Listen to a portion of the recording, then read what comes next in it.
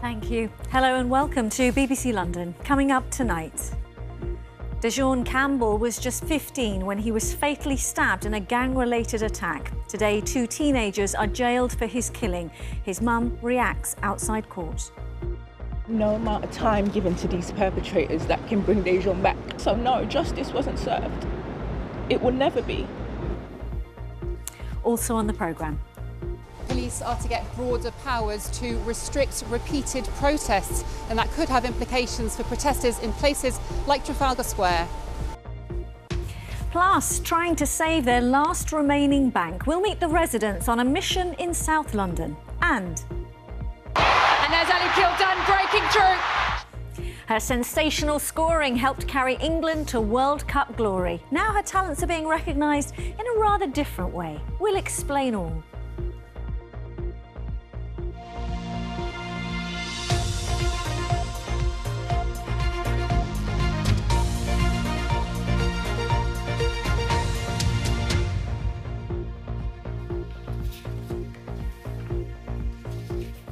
Good evening to you.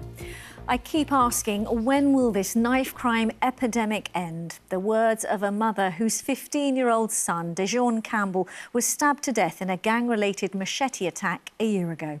Today, 2 teenagers were jailed for his killing, one guilty of murder, the other guilty of manslaughter. Frankie McCamley reports from the Old Bailey. Just over a year ago, in broad daylight, 15-year-old Dejon Campbell was ambushed, then stabbed 8 times. The gang-related attack happened on Eglinton Road in Woolwich. A local woman rushed to his side as he called out for his mother and said, "I'm 15, don't let me die." Today, 18-year-old Imri Dewey was jailed for 21 years for his murder and 19-year-old Marco Balaz 11 years for manslaughter. For Dejon's mother, though, no sentence is long enough. No amount of time given to these perpetrators that can bring Dejon back. And with that timeline, is that the same time period I've got to piece my life back together? Is that the same time period I get to build my family back? So no, justice wasn't served. It will never be. In a statement read out by Jodie's aunt, the family say they feel they've been let down by a system they called on for help. Every time another child dies, we get the same rehearsed apology, the same reports, the same empty phrases. Lessons will be learnt. But no lessons ever are, because no one in power pays the price. In court, Dejon's mother, Jodie, read out her impact statement, visibly shaking, holding back tears and looking directly at her son's killers. She said these words were one of the hardest things she had ever had to do, because she had told her children that if they don't have anything nice to say, then they should be quiet. She then went on to tell Dewey and Balaz that on the day of Dejon's murder, they had chosen to destroy everything she'd cherished. And from the judge, another plea. His mother, who has behaved throughout this case with dignity, asks herself the same question that we ask on a daily basis in this court. When will this knife crime epidemic end? As she rightly says, enough young lives have been lost already, and nothing that I can do today can bring Dejon back, or, it seems, stop others from behaving as you two did. Dejon's death came months before his friend, 14-year-old Kellyanne Bokassa, who was fatally stabbed by 2 other teenagers on a bus. Another reminder of the problem the capital faces, as tonight 2 teenagers are behind bars and another family is left grieving for a future they will never have. Frankie McCamley, BBC London. Next, London is no stranger to protests. As the seat of power, it's often the focus of demonstrations, from climate activists to rallies against the war. But could new police powers limit the number of protests being held on the capital's streets? Under plans announced by the Home Secretary yesterday, police chiefs will be able to consider the cumulative impact they have, enabling senior officers to impose strict conditions on them. Here's what Shabana Mahmood told the BBC. I want to have more consistency of police practice when it comes to the conditions they put on these protests, and I have recognised that there is a gap in the law here. There is an inconsistency of practice, and that is why I want to make it absolutely explicit that cumulative disruption is a relevant factor for the police to take into account. Well, let's find out what the reaction has been to the Home Secretary's announcement. We can join Victoria Hollins, who's in Trafalgar Square for us this evening. Hi, Vic, tell us more. Whereas if you've been here on Saturday, you would have seen the sort of protest that the Home Secretary has been talking about in the last 24 hours or so. There were around 1,000 protesters here, many in support of the organisation Palestine Action, which was proscribed in July, meaning it's illegal to support it. That led to around 500 arrests on the day. Now, there had been calls for this protest not to go ahead following the synagogue attack in Manchester. Now, the Prime Minister had urged protesters to respect the grief of British Jews. At the Met, it sent 1,500 officers to police this. It had also asked organisers to reconsider what was going on because of the limitations and the restrictions put on the force, the number of officers required. Now, under these extra powers, senior officers would consider the cumulative impact of previous protests. So it might also cover things like the asylum seeker hotel protest that we saw in Epping over the summer. Now, if protests have been on the same site for weeks, they've caused significant disorder and repeated disorder, police will then have the authority to impose conditions, and that could see them moved elsewhere, for example. As you can imagine, this has provoked some very strong reactions. If these powers come into law, it won't reduce the burden on police, but in fact it will significantly increase it. And so what we are urging parliamentarians to do is really seriously consider whether these further restrictions on the right to protest are merited. From what the Home Secretary has said, we don't think that they are at all. We think that it would really pose a serious risk to the health of our democracy. It's a bit late, isn't it? I mean, October the 7th was 2 years ago. So many people don't understand. Jewish people can't even send their children to school without security on the gates. Jewish people are frightened of walking in the streets. And as for walking in the streets of London with these dreadful, dreadful demonstrations going on, with them screaming in the intifada all the time, it is unacceptable. Something should have been done about it a long, long time ago. And Vic, this would be in addition to existing powers. Yeah, that's right. At the moment, the bar is really high for the police to be able to restrict or ban a march entirely. It requires a risk of serious public disorder. Some organisations, like Amnesty International, for example, say it seems as though the Home Secretary is essentially saying, well, you can only protest so many times for so long, which the Home Secretary herself would deny. Now, Defend Our Juries, which has been organising many of the large protests we've seen in London recently, they say it'll carry out a major escalation of their protests in response to this. We spoke to some Londoners today to ask them what they think about the plans. It's almost losing that freedom of speech. I can understand also the other side of things that as protests do seem to be happening on a more regular basis at the moment, does that put pressure on our police, for example? I can understand that aspect of the argument as well. I think that peaceful protests should be able to happen anywhere. Yeah. You've got to look at both sides. I'm against extremism in any form, but peaceful protests I'm quite happy with. But the problem is there's always a few extremists who cause the trouble. But discussions about all of this are taking place against a backdrop of real pain, of real grief about issues domestically and instances internationally as well. The Home Secretary has, though, said that she wants these new powers to be brought in as soon as possible. Riz. Victoria from Trafalgar Square, thank you. A brief roundup of some of the day's other news. Haringey Council has been told it needs to make lasting changes after it admitted it had hundreds of unread welfare reports. More than 1,000 emails in its social work inbox were left unread, including 500 police reports. The council's apologised and accepted mistakes were made. London has too many private hire vehicles doing too few trips, adding to congestion and pushing down driver pay, say politicians on the London Assembly's Transport Committee. They say at the same time, the number of black cab drivers has fallen by a third in 10 years.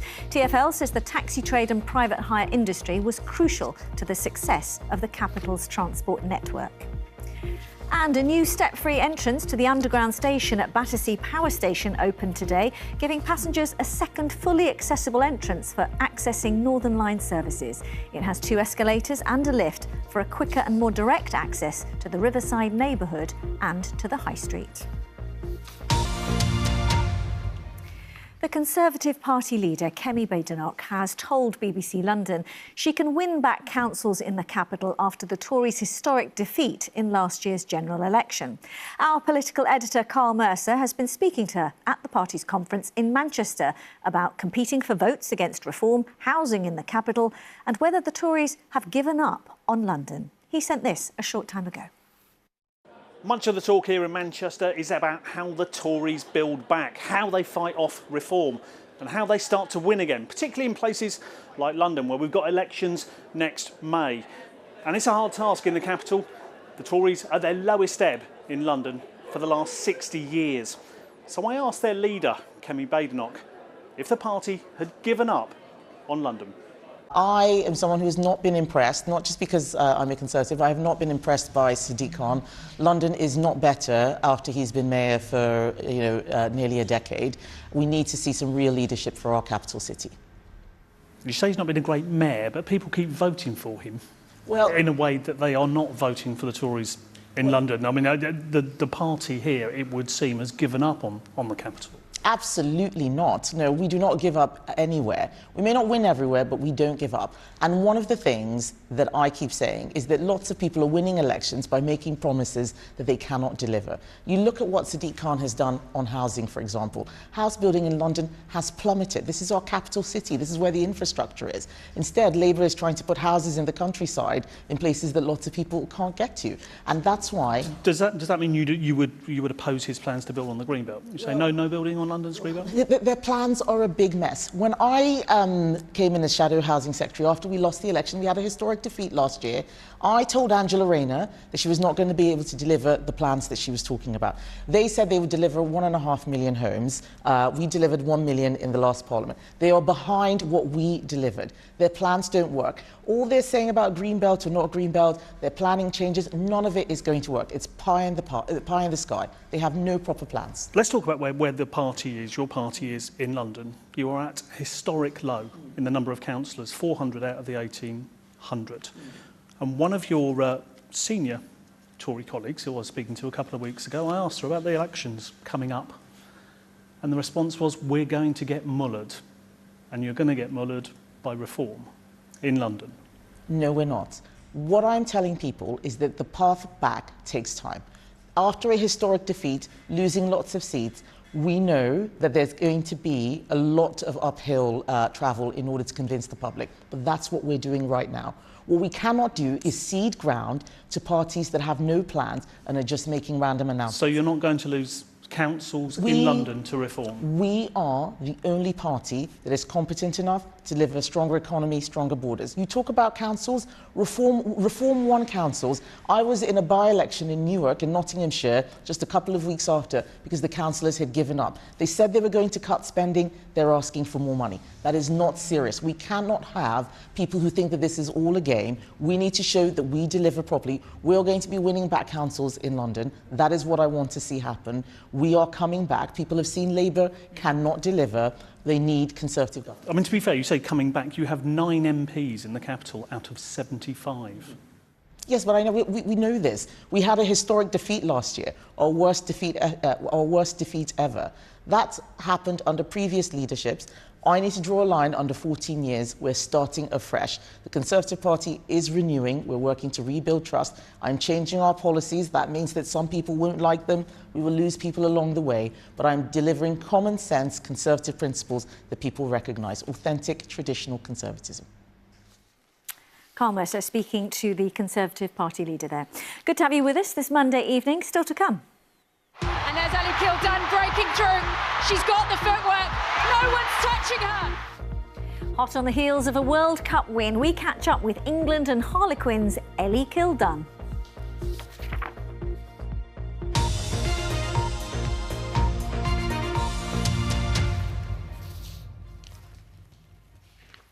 Next, how do you manage your money as more of us bank online or through apps and the high street bank slowly becomes a thing of the past? Here in London, in the last decade, 845 branches have already closed or will do sometime this year. There is concern that some people still very much rely on face-to-face banking services and others just prefer it. However, there has been a number of banking hubs, 6 in fact, opening up across the capital, funded by the major banks and run by the Post Office. You can see, for example, Acton or Chingford right up there. But in one part of South London, residents and politicians are fighting to save their one remaining high street bank, as Gemma O'Reilly reports. They were once an integral part of the high streets, but now London is seeing a decline in its bank branches, and this one in New Addington is next. Mick has lived in the area for 70 years and says the community events he runs could be at risk with the bank's closure.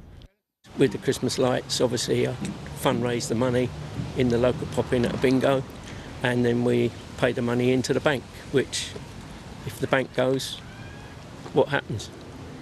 You know, this place is full of old age pensioners and they need somewhere to go. Lynn and Mick aren't the only ones who feel this. Local people are now petitioning along with the Conservatives and Labour to save the bank. And the Conservatives do say that Labour is the reason for more banks closing. What are your thoughts on that? Well, it's a complete nonsense to say that this is the result of a year of a Labour government after 14 years of a Tory one where we saw banks closing up and down the country. This is the result of banks changing their business model. A Lloyds spokesperson said, "The way people are banking has changed. Customers are choosing to manage their money through our app. The local post office offers everyday banking. Customers can also manage their money online or by calling us."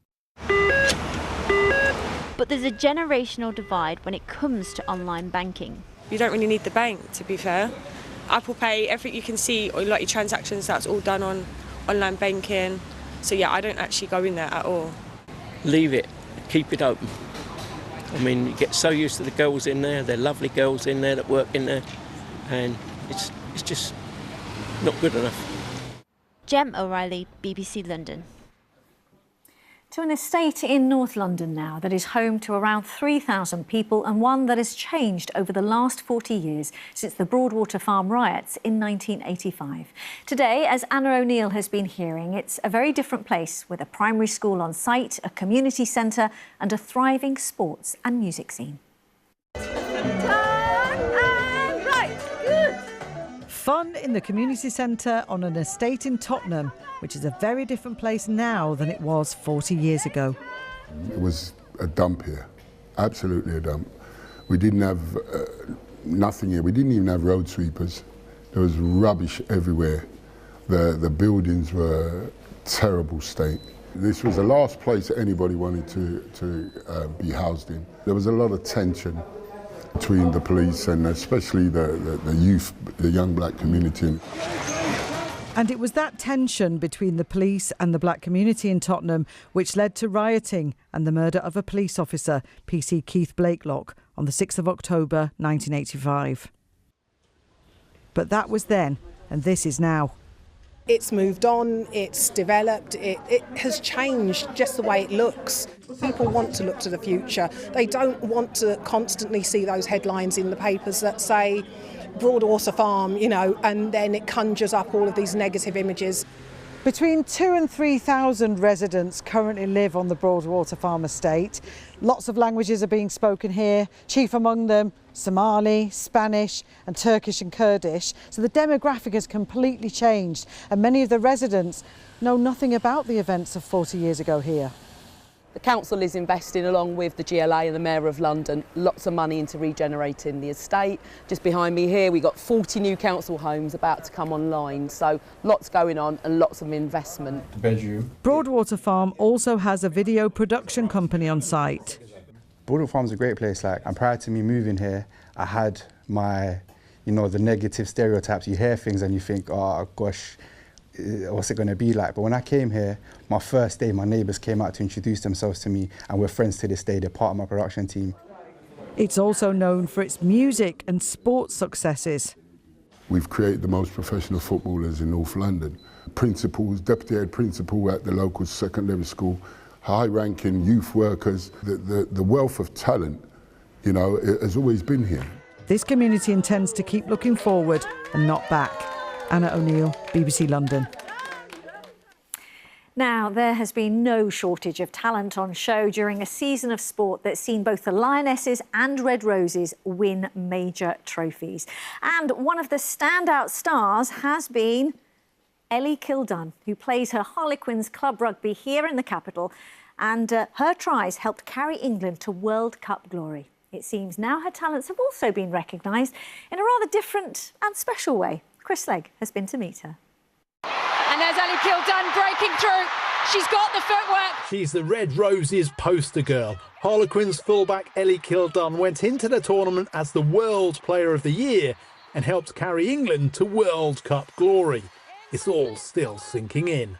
When we walked out to the stadium and you could see all the fans up the spiral staircase, I was taken back. It was honestly like breathtaking. But then when you see the social media and the massive fans that were on the floor level that we couldn't see, I just could not believe it, and that moment I'm going to relive for as long as I can do.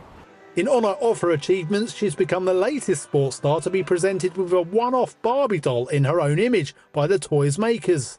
What do you make of this? I mean, again, it's another pinch me moment. I've got my own Barbie doll, which is never something that I've ever said in my life, never thought it was going to be a thing. It's so me. That's what's so weird. Not that I expected anything different, but this is what I hope with something like this, that this goes back into, you know, the kids and the next generation, and it shows that you can look any way and play rugby. You don't have to fit into a stereotype. Laces Kildunn in hot pursuit, and of course it's Ellie Kildunn. You already get pretty decent crowds here at the Stoop for Quins Women, but how realistic is it that what you've achieved with England is going to boost those attendances still further? Yeah, I mean, I hope so. There was plenty of fans that, you know, they wanted to come to the game in the weekend, they weren't able to get tickets, and this stadium's obviously just across the road with just as many stars in. Every team in the PWR is flourished with international superstars. I just want to keep on getting better, and that's the same for all the girls that have been involved. We've seen the opportunity that we've got, and we know that we can all step it up another level. That is such a good try. Good news for Quins and England fans. Ellie Kildunn's best may still be yet to come. Chris Legg, BBC London. What a summer of sport it's been. And it's been a sunny start to the week too. Kate is here with the weather. Quite a change from the weekend, but I heard you say you want a Barbie doll. I would quite like one, but if you can let the people that need to know, that would be great, Riz. Thank you. Good evening. We have had a lovely start to the week. If, of course, you are after sunshine, we've got high pressure in charge for today at least. We haven't had anything but blue sky and some warm temperatures as well. But this is what the week's got in store. Yes, we've had a sunny start. It's going to be reasonably settled for most of it. There's quite a lot of cloud around, so we're not going to get these blue skies all week, but it should stay mostly dry. Now, this was earlier down at Barbican. You can see very little cloud. The leaves, though, of course, turning red, but it has felt a little warmer than the weekend. After Storm Amy, of course, we've got warmer air, so temperatures today got up to 21 Celsius. Now, we've got some clear spells to start with, but then we're going to see more cloud coming up from the south, coming from the Channel originally. Unlikely to see any rain in it, but it is going to be quite a grey start tomorrow morning. With this warmer air as well, night times 10 to 13 Celsius the minimum, so not especially cold. But the clouds still going to be there in the morning. It's not going to stay there all day. It will start to clear away. We'll get some bright, some sunny spells. The wind again is going to be light. The temperature, there is more cloud around on the whole, but we're looking at temperatures still getting up into the high teens. So we're looking at 18, 19 Celsius tomorrow, so still relatively warm for October. Now, overnight, Tuesday into Wednesday, we've got this cold front, which is taking its time, but it is sinking south. Now, we have got a supermoon, the first supermoon of this year. So we're looking at clear skies. Unfortunately, the cloud is likely to increase, so we're not going to get too much of a view. You might just get a glimpse. This is Wednesday morning. That cold front is with us. It's going to be cloud. We'll get maybe 1 or 2 spots of rain within it. Temperatures 15 to 17 Celsius. The cold front moves through, and that means that's going to feel a little bit cooler. Now, as we head further through the week, high pressure dominates. So we have got a fair amount of sunshine as we head towards the end of the week onwards. For Thursday and for Friday, it's not going to be especially chilly either. We're looking at temperatures rising after those cooler temperatures as we get that through Wednesday. Temperatures staying up in the high teens and staying relatively settled into the weekend. Riz. Oh, thanks very much, Kate. And that is it from us. More, of course, on our Facebook and Instagram or on our website, including the South London School on track to become the first all-girls school in the world to send a satellite into space. I know, right? From me and all the team here, thanks very much for watching. I never take that for granted. And do enjoy your evening. Bye-bye.